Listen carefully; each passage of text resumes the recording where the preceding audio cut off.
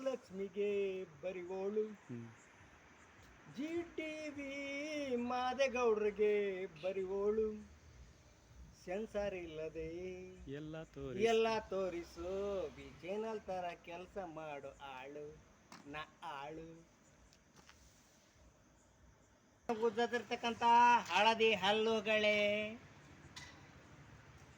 ಕೆಲಸಕ್ಕೆ ಹೋಗದಿರ್ತಕ್ಕಂಥ ಹೊಲಸು ಮನಸ್ಸುಗಳೇ, ಮೈಯನ್ನೇ ಉಜ್ಜದಿರ್ತಕ್ಕಂತಹ ಹೊಲಸು ಮೈಗಳೇ, ನಾ ಹೇಳೋದು ನಿಮ್ಗೆ ಯಾರಿಗೂ ಅರ್ಥ ಆಗಲ್ಲ.